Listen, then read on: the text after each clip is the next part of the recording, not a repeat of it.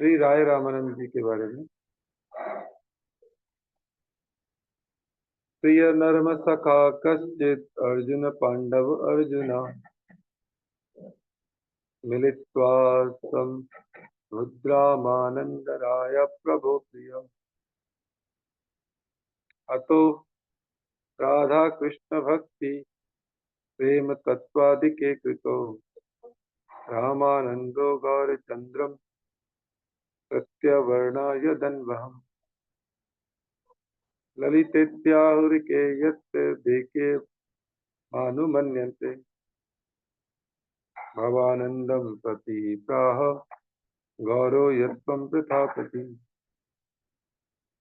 गत्यार्जुनीयया स्वधर्मे कि भूयापि पाण्डव अर्जुनो योद्धाय रामानन्द इत्याहुरुत्तमः। अर्जुनीया अवतीर्णो अर्जुनोऽपि च पाण्डव इति पद्मोत्तरखण्डे व्यक्तमेव विराजते। तस्मादेतत्त्रयं रामानन्दराय महात्मने। प्रिय नर्म सखा अर्जुन पांडुपुत्र अर्जुन और अर्जुनीय यह सखी राय रामानंद में प्रविष्ट हुए हैं। यह ऊपर लिखित प्रमाण से विदित होता है। पद्म पुराण में इस प्रकार लिखा है कि अर्जुन को गोपी देह धारण करने पर अर्जुनिया नाम मिला था। कोई कोई कहते हैं कि कृष्ण लीला में जो ललिता जी हैं वे ही गौर लीला की सृष्टि के लिए राय रामायण के रूप में प्रकट हुए थे। कई बोलते हैं कि अभिन्न विशाखा के स्वरूप थे। श्री भक्तिविनोद ठाकुर जी ने चैतन्य चरितमृत के 8वें परिच्छेद के 23वें प्यार का इस प्रकार अर्थ किया है। राधा कृष्ण और विशाखा सखी के प्रति और विशाखा सखी का जो राधा कृष्ण के प्रति जो स्वाभाविक प्रेम था वही उदित हुआ है। भक्तिविनोद ठाकुर जी ने राय रामानंद जी का अभिन्न विशाखा स्वरूप में दर्शन किया था। राय रामानंद जी के पिता का नाम राय भवानंद था। राय भवानंद शक्रकरण कुल में पैदा हुए थे। पूर्व जन्म में ये राजा पांडु थे। इनके 5 पुत्रों में राय रामानंद सबसे बड़े थे। अन्य 4 पुत्रों के नाम थे गोपीनाथ पट्टनायक, कलानिधि, सुधानिधि, वाणीनाथ पट्टनायक। साक्षात पांडु तुम्ही तुम्हार पत्नी कुंती, पंच पांडव तुम्हार पंचपुत्र महामती। पुरी के पश्चिम में लगभग 6 कोस दूरी पर ब्रह्मगिरी अथवा अलाल नाथ में राय भवानंद का निवास था। राय रामानंद जी की वंश परंपरा से आए मनोहर राय की लेखनी से राय रामानंद के वंश का संक्षिप्त परिचय मिलता है। शिल प्रभुपाद जी ने चैतन्य चरितमृत अनुभाष्य में श्री राय रामानंद जी के बारे में लिखा है कि उत्कल देश के समाज में कर्ण जाति शौक्र शूद्र कहकर प्रसिद्ध हैं तथा राय रामानंद जी इसी कर्ण जाति में पैदा हुए थे। इसलिए लौकिक दृष्टि से वे शूद्र जाति के थे, परंतु शौक्र शूद्र होने पर भी वस्तुतः वे ब्राह्मण अथवा ब्राह्मण गुरु वैष्णव परमहंस थे। इसके अलावा जाति कुल सब निरर्थक है ये बताने के लिए ही सृष्टिकर्ता ब्रह्मा जी गौर लीला की पुष्टि के लिए यवन कुल में नामाचार्य दास ठाकुर के रूप में प्रकट हुए थे। जाति कुल सब निरर्थक बुझाई थे, जन्मी लेने नीच कुले प्रभु आज्ञाई थे। अधम कुलित यदि वैष्णव भक्त है, तथापि सही से पूज्य सर्वशास्त्र का।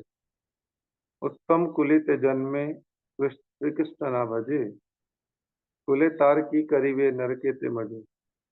यही सब वेद वाक्य साक्षी दिखाई थे। जन्मी लेना हरिदास अधम कुलित, अर्थात हरिदास जी ने जाति कुल आदि सब निरर्थक है ये समझाने के लिए ही अपने प्रभु की आज्ञा से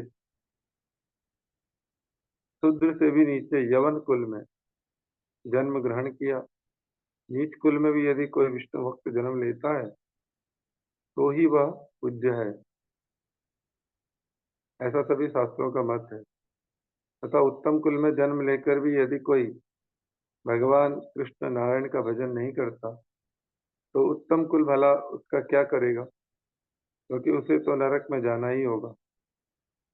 इन सब वेद वाक्यों को साक्षात प्रमाण दिखाने के लिए हरिदास जी ने भी अधम कुल में जन्म लिया।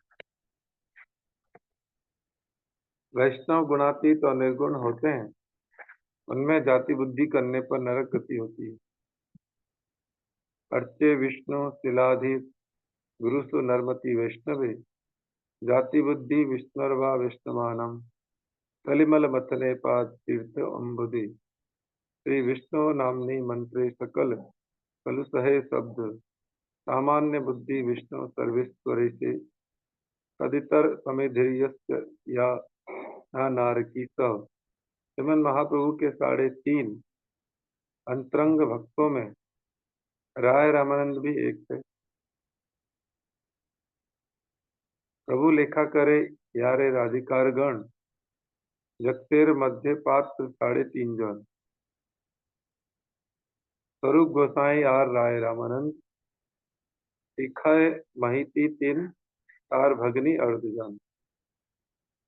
अर्थात श्रीमन महाप्रभु जी जिनकी राधिका जी के गणों में गिनती करते हैं वह जगत में 3.5 पात्र ही हैं,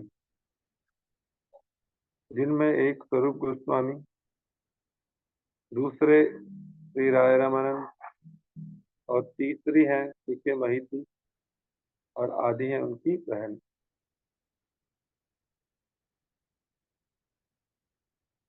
राय रामानंद राजा प्रताप रुद्र के अधीन विद्यानगर के अधिकारी और प्रधान कर्मचारी थे।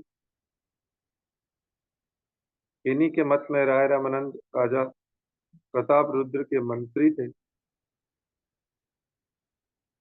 माघ मास के शुक्ल पक्ष में महाप्रभु जी संन्यास ग्रहण करके फाल्गुन मास में शांतिपुर होकर नीलांचल गए थे।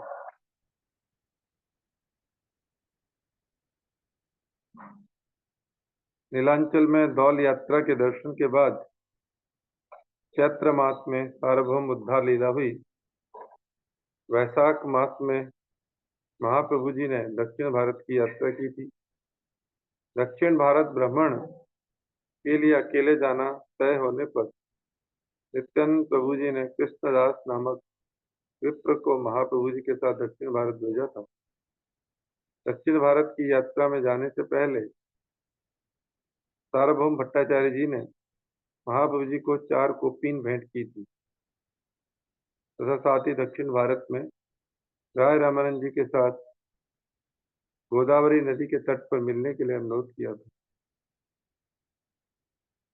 तभी सार्वभौम कहे प्रभुर चरणे अवश्य पालिवे प्रभु मोर निवेदन रामानंद राय अच्छे गोदावरी तीरे अधिकारी हयन तेहो विद्यानगर शूद्र विषयी ज्ञाने उपेक्षा न करिए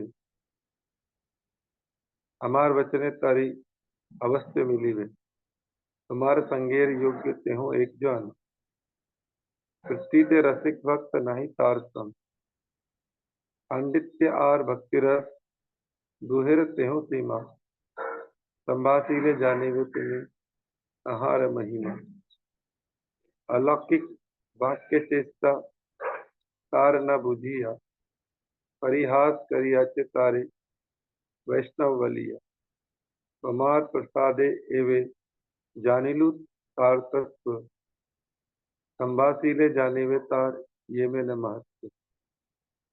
अर्थात तब श्री सार्वभौम भट्टाचार्य जी ने श्रीमन महाप्रभु जी के चरणों में निवेदन करते हुए कहते हैं कि हे प्रभु मेरा निवेदन अवश्य स्वीकार करें। निवेदन यह है कि श्री राय रामानंद राय गोदावरी के किनारे विद्यानगर में रहते हैं। वे विद्यानगर में अधिकारी हैं। उनको शूद्र तथा विषयी समझकर उनकी उपेक्षा नहीं करना। मेरी प्रार्थना है कि आप उनको अवश्य ही मिलना। वही एक व्यक्ति हैं जो आपके संग के योग्य हैं, क्योंकि इस पृथ्वी पर उनके समान रसिक भक्त नहीं है। वह पांडित्य और भक्ति रस की तो सीमा है। आप जब उनके साथ बातचीत करेंगे तो उनकी महिमा को जान जाएंगे। उसकी अलौकिक बातों को न समझने के कारण मैं उसे वैष्णव कहकर उसका परिहास कर देता था। अब आपकी कृपा से मैं उसका तत्व समझ सका हूँ। आप जब उनके साथ बातचीत करेंगे तो उसकी क्या महिमा है आप स्वयं समझ जाएंगे। दुनियावी दृष्टि से श्री राय रामानंद कोपीन पहनने वाले सन्यासी नहीं थे।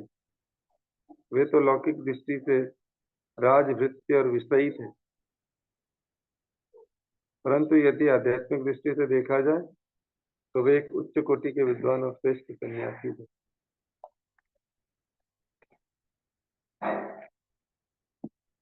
इधर सार्वभौम भट्टाचार्य पहले वैष्णव नहीं थे, परंतु तब भी वे जब राय रामानंद जी को मिले तो उन्हें अनुभव हुआ था कि राय रामानंद जी वैष्णव हैं। सार्वभौम भट्टाचार्य जी को राय रामानंद जी की स्वाभाविक वैष्णवता की उपलब्धि हुई थी।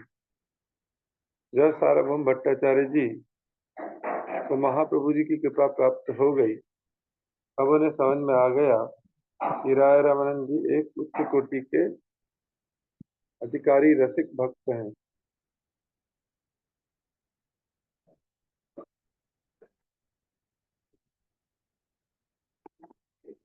बृहस्पति के अवतार व राजा प्रताप रुद्र के सभा पंडित थे। श्री सार्वभौम भट्टाचार्य ये प्रसिद्ध वेदांतिक पंडित गृहस्थ आश्रम में रहते हुए भी सन्यासियों के गुरु थे, परंतु इतना होते हुए भी वे न तो श्रीमन महाप्रभु जी की स्वयं भगवत्ता को समझ पाए थे और न ही उनके अंतरंग भक्तों का पार्षदत्व।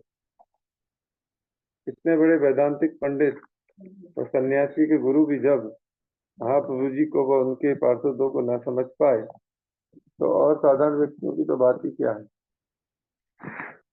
यह बात सर्वथा सत्य है कि भक्त व भगवान की कृपा को छोड़कर उनका तत्व व उनकी महिमा समझने की सामर्थ्य किसी को नहीं हो सकती। अनुमान प्रमाण नहीं ईश्वर तत्व जाने, कृपा बिना ईश्वरेर कहे नहीं जाने। ईश्वरेर कृपाले है तयहारे, सही तो ईश्वर तत्व जानी मेरे जाने वाले पाए। अर्थात भगवत तत्व को समझने के लिए अनुमान प्रमाण ठीक नहीं है। भगवान की कृपा के बिना कोई भी उन्हें नहीं जान सकता। जिसके ऊपर भगवान की लेस मात्र कृपा हो गई वही भगवत तत्व को समझ सकता है। श्रीमन महाप्रभु जी ने कृष्ण भक्ति बांटते हुए दक्षिण भारत के लोगों को वैष्णव बनाया तथा कुर्म क्षेत्र में कुर्म देव जी के दर्शन किए। कुर्म विप्र पर कृपा की और उन्हें सर्वत्र कृष्ण भक्ति का प्रचार करने के लिए आदेश दिया। यही नहीं, उन्होंने वहां गलित कुश्ती वासुदेव विप्र का उद्धार किया। हिमाचल में वियड़ नरसिंह के आगे बहुत नृत्य कीर्तन किया तथा नित्य कीर्तन में प्रमत्त होकर उन्होंने गोदावरी को यमुना जी तथा उसके आसपास के जंगलों को वृंदावन के रूप में दर्शन किया और बड़े आनंदित हुए। गोदावरी के पार जाकर राय रामानंद के साथ मिलने की इच्छा से स्नान का काम समाप्त करके श्रीमन महाप्रभु जी प्रतीक्षा करने लगे। ऐसे समय में राय रामानंद जी ने बाजू वगैरह के साथ वहां आकर महाप्रभु जी के दिव्य रूप के दर्शन किए, ढोल लगाड़े बाजों के साथ। उनके दर्शनों से आकृष्ट होकर पालकी से ही झुककर प्रणाम किया। महाप्रभु जी ने भी उन्हें पहचान लिया, परंतु फिर भी उनका परिचय पूछा। परिचय पूछने पर राय रामानंद जी अपने आप को एक साधारण दास, शूद्र और बुरा व्यक्ति बताकर परिचय दिया। महाप्रभु जी ने रामानंद राय जी की दीनता भरी बात सुनकर तुरंत उन्हें आलिंगन कर लिया। इससे प्रभु और सेवक में स्वाभाविक प्रेम की उत्पत्ति हुई। उनके सात्विक प्रेम विकार देखकर ब्राह्मणों ने हैरान होकर विचार किया, यही तो सन्यासी तेज देखी ब्रह्म सब शूद्रे आलिंगिया केन करे न क्रंदन। यही महाराज महापंडित गंभीर सन्यासी स्पर्श मत साहिला अस्थित। अर्थात ब्राह्मण लोग मन मन में विचार करने लगे, इस सन्यासी का तेज तो ब्रह्म के समान है, परंतु शूद्र को आलिंगन करके भला क्यों इस प्रकार रो रहा है। और ये राय रमन जी महाराज हैं, गंभीर राज पंडित हैं, परंतु ये भी सन्यासी का स्पर्श प्राप्त करके चंचल और मत्त हो गए हैं। तो जातीय लोगों को देखकर महाप्रभु जी ने अपने भाव को संवरण कर लिया। राय रामानंद जी को महाप्रभु जी ने बताया कि जब वे इधर दक्षिण भारत आने की तैयारी कर रहे थे तो जगन्नाथपुरी के राज पंडित सार्वभौम भट्टाचार्य जी ने आपसे अवश्य मिलने को कहा था। महाप्रभु जी द्वारा राय रामानंद जी को उनके साथ मिलने के लिए वासुदेव सार्वभौम जी के अनुरोध की बात बदलाए जाने पर राय रामानंद जी बड़ी दीनता के साथ बोले,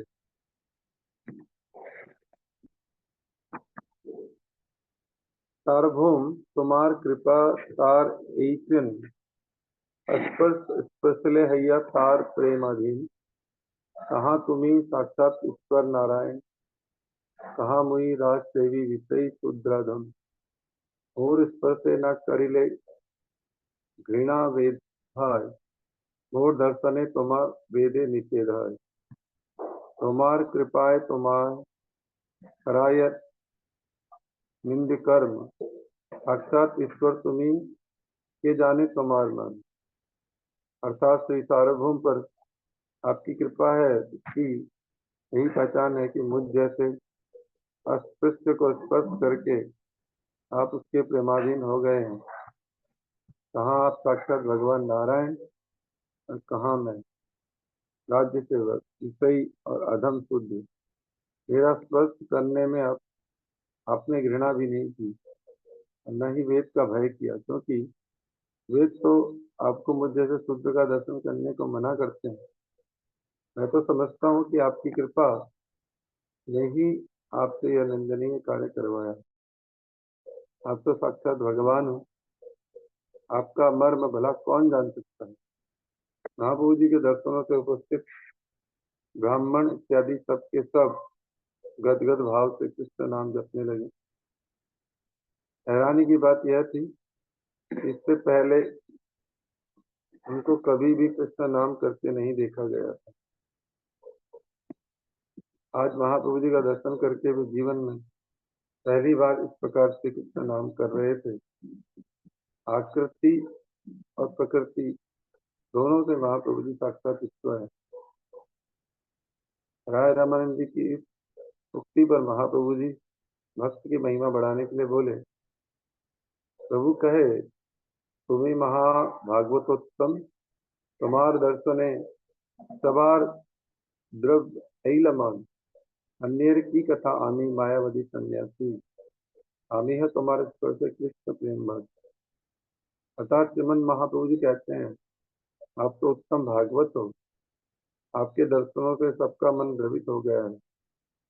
दूसरों के विषय में क्या कहना है, मैं मायावादी सन्यासी होते हुए भी तुम्हारे स्पर्श से कृष्ण प्रेम में आविष्ट हो गया हूँ। महाप्रभु जी राय रामानंद जी से कृष्ण कथा सुनने की इच्छा प्रकट की तो जवाब में राय रामानंद जी ने महाप्रभु जी से अपने दुष्ट मन की सफाई करने के लिए वहाँ 5-7 दिन रहने का अनुरोध किया।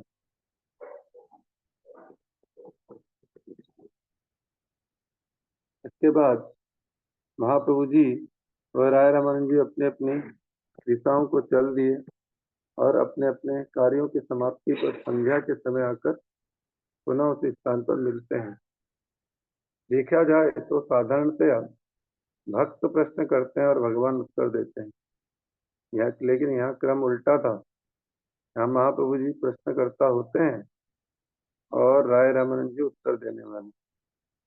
ये बात अलग है। कृष्णमन महाप्रभु जी की शक्ति से ही राय रामानंद जी उत्तर देते हैं। श्रील कृष्णदास कविराज गोस्वामी ने उक्त परिचित के स्वरचित श्लोक में इस विषय को स्पष्ट करने के भाव से समझाते हुए लिखा, संचारे रामाभित भक्त मेधे स्वभक्ति सिद्धांत चया मृत्यु गौराब्धि रे तरुमुना वितीर्ण यत्रत्नालयताम प्रयाति।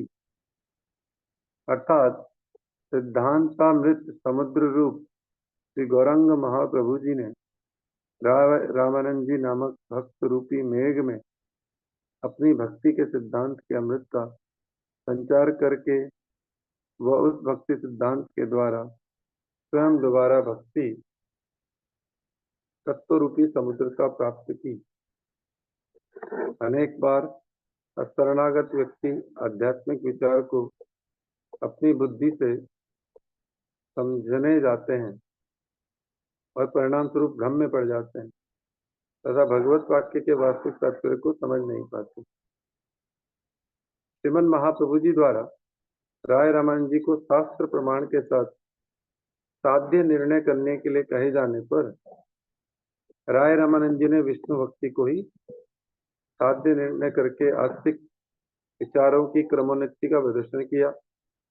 उन्होंने वर्णाश्रम धर्म से आरंभ करके भगवान कृष्ण में कर्मार्पण कर्म त्याग ज्ञान मिश्रा भक्ति तक शास्त्र प्रमाण के साथ दूसरी दूसरी उन्नत स्तरों की बात भी कही। महाप्रभु जी ने सबको बाह्य कहा, अर्थात महाप्रभु जी ने इन्हें बाहर की बात कहा, क्योंकि महाप्रभु जी द्वारा दी जाने वाली वस्तु शुद्ध भक्ति इन सब साधनों में नहीं थी। महाप्रभु जी के राय रामानंद जी के साथ हुए प्रसंग में जो वेद निषिद्ध विकर्म और अकर्म थे उनको एक बार ही रद्द करके अर्थात बिल्कुल खत्म करके वर्णाश्रम धर्म से जवाब देना आरंभ किया। वर्णाश्रम धर्म आदि को महाप्रभु जी ने ये तो कुछ नहीं है ऐसा नहीं कहा। उन्होंने कहा कि ये तो बाह्य है, अर्थात बाहर की बात है। कहने का तात्पर्य कि जो वेद निषिद्ध कर्म करते हैं उनको पहले वेद प्रसिद्ध कर्मों में प्रतिष्ठित होना होगा। वर्णाश्रम धर्म में प्रतिष्ठित होकर उसके बाद के स्तर कर्मार्पण पर अधिकार होगा। इस प्रकार कर्मोन्नति की बात बताई।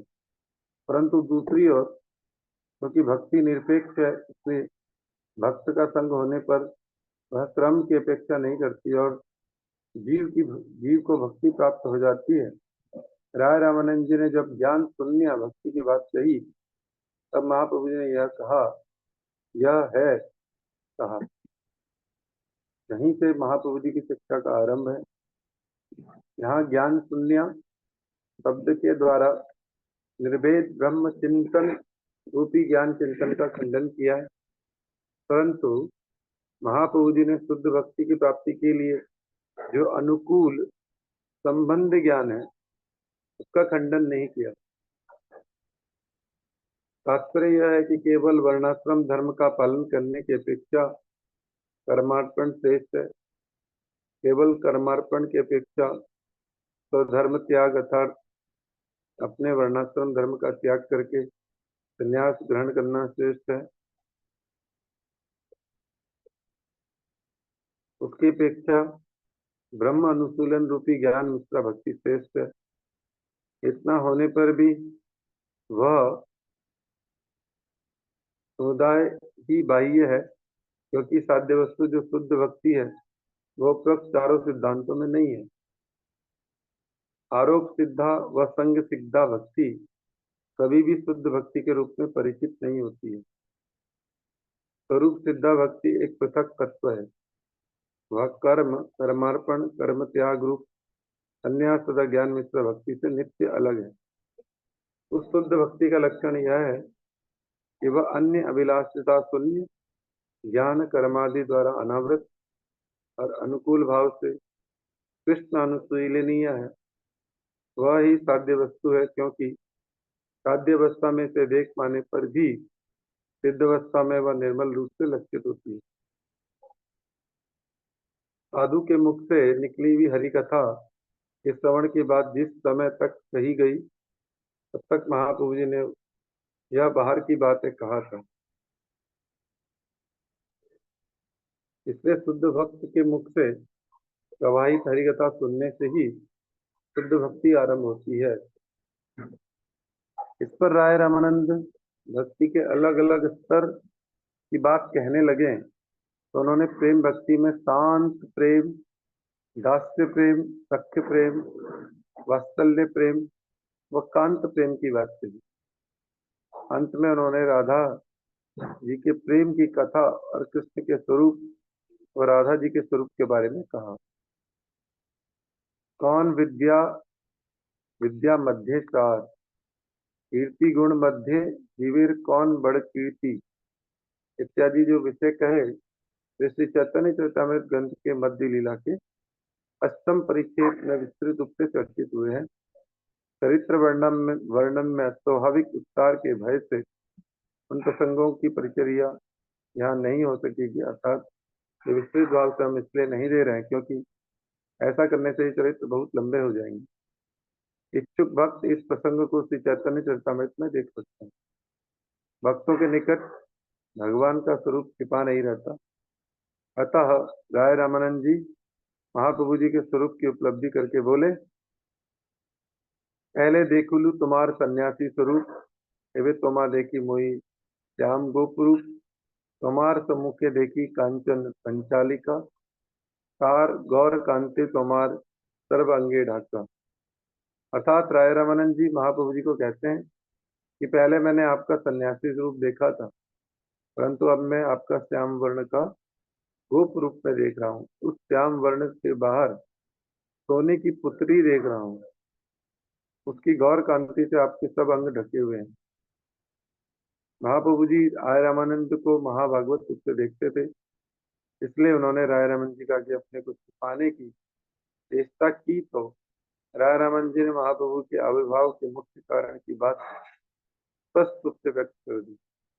महाप्रभु जी ने खुश होकर राय रामानंद जी को रसराज श्री कृष्ण भाव स्वरूपिणी श्रीमती राधिका दोनों से मिश्रित निज स्वरूप दिखाया, जिसे देखकर राय रामानंद जी को प्रेम मूर्छा आ गई और तत्क्षण राय रामानंद जी मूर्छित होकर भूमि पर गिर पड़े।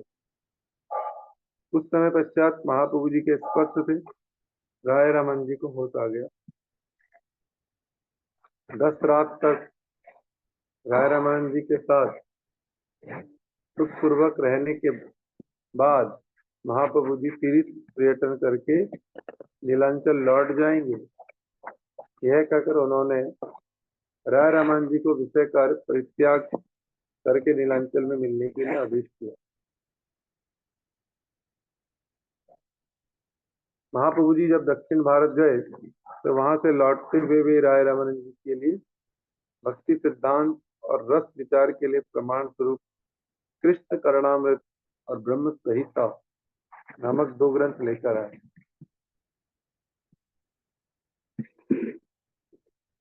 राय रामानंद जी ने जब ये ग्रंथ देखे तो उन्होंने लिखकर उनकी नकल अपने पास रख ली।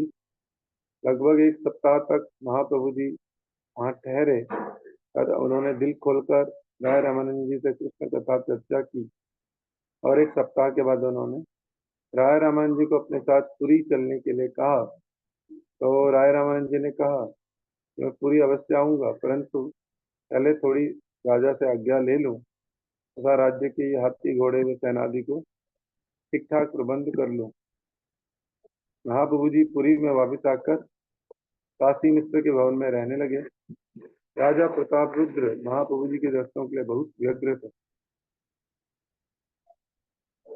सार्वभौम भट्टाचार्य जी ने राजा प्रताप रुद्र को आश्वासन दिया था कि महाप्रभु जी के दक्षिण भारत से लौट आने के बाद किसी न किसी प्रकार दर्शन करवा देंगे, किंतु सार्वभौम जी की जान से कोशिश करने के बाद भी महाप्रभु जी ने यही संकल्प दोहराया कि वे राजा के दर्शन नहीं करेंगे। राजा प्रताप रुद्र जी के महाप्रभु जी के साथ मिलाने के सारे प्रयास व्यर्थ हो गए।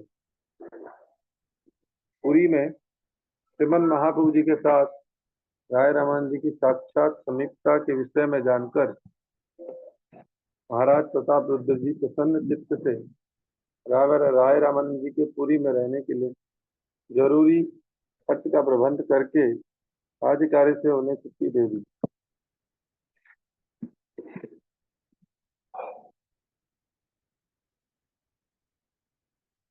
राय रामानंद जी महाराज प्रताप रुद्र जी के साथ पहले कटक और बाद में पुरी में पहुंचे। महाप्रभु जी के दर्शनों के लिए सबसे पहले राय रामानंद जी काशी मिश्र जी के घर हाजिर हुए। इसी बीच पतित पावन नित्यानंद प्रभु जी ने राजा प्रताप रुद्र जी के दर्शन आकांक्षा महाप्रभु जी के दर्शन के देने के लिए अस्वीकृति की अवस्था में राजा को सांत्वना देने के लिए महाप्रभु जी द्वारा व्यवहार में लाया हुआ एक भारी वस्त्र राजा के पास भेजा था। महाप्रभु जी द्वारा इस्तेमाल किया हुआ भारी वस्त्र प्राप्त करके महाराज को कुछ सीमा तक सांत्वना मिली थी। साक्षात दर्शनों के लिए व्याकुल होने की राजा की दिली इच्छा थी। बाकी बात राय रामानंद जी ने महाप्रभु जी के सामने व्यक्त कर दी। राय रामानंद के अनुरोध को पूरे तौर पर अनदेखी न कर सकने के कारण महाप्रभु जी ने राजा के गुण व उसकी महिमा स्वीकार करने पर भी एक राजा नाम की मलिनता के कारण उनको न बुलाकर उनके अभिन्न रूप पुत्र को बुलाने की आज्ञा की। यद्यपि प्रताप रुद्र सर्व गुणवान सहारे मलिन कैल एक राजा नाम, तथापि तुम्हार यदि महाग्रह है तभी आने मिला तुम्हें तहार तन है। आत्मा वे जायते पुत्र यही शास्त्रवाणी पुत्रे मिलन येन मिली भी आपन तबे राय याई सब राजा रे कहिला प्रभु आज्ञा तार पुत्र लई आईला। अर्थात यद्यपि प्रताप रुद्र सब तरह से गुणवान है परंतु वह एक राजा है। इस राजा नाम से ही उसे मलिन कर रखा है। तब भी यदि आप लोगों का अति आग्रह हो तो उसको पुत्र को लाकर मुझसे भेंट करा दो। शास्त्र की वाणी है, आत्मा भी जाए तो पुत्र, पुत्र से मिलना पिता को ही मिलना हुआ। सब राय रामानंद जी ने जाकर सब बात राजा को कह दी। श्रीमन महाप्रभु जी की आज्ञा से उनके पुत्र को ले आए। विशाखा या ललिता जी से अभिन्न स्वरूप राय रामानंद जी श्री रूप मंजरी के अनुगत थे। राय रामानंद जी के साथ विदग्ध माधव और ललित माधव नामक दो नाटकों के विषय वस्तु के संबंध में श्री रूप गोस्वामी जी की चर्चा हुई थी। राय रामानंद जी जब श्री रूप गोस्वामी जी से इष्टदेव के संबंध में सुनने की इच्छा प्रकट की तो रूप गोस्वामी जी ने विदग्ध माधव के प्रथम अंक के मंगलाचरण के दो श्लोकों का पाठ करके राय रामानंद जी को सुनाया था। अनिर्पित चरिम चिरात करुणया अवतीर्ण कलो समर्पितो उन्नतोज्ज्वलसम स्वभक्ति श्रेयम हरिपुरट सुंदर दुति कदम्ब संदीपित सदा हृदय कंदर स्मृतो व सचिनंदना।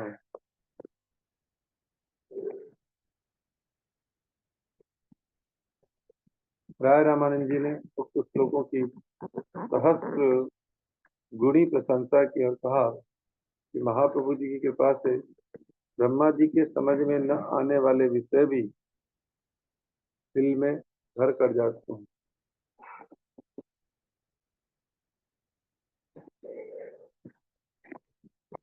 आज का प्रसंग हम लोग राय रामानंद जी का यहीं तक श्रवण करते हैं। आगे का प्रसंग फिर कल इससे आगे श्रवण करेंगे।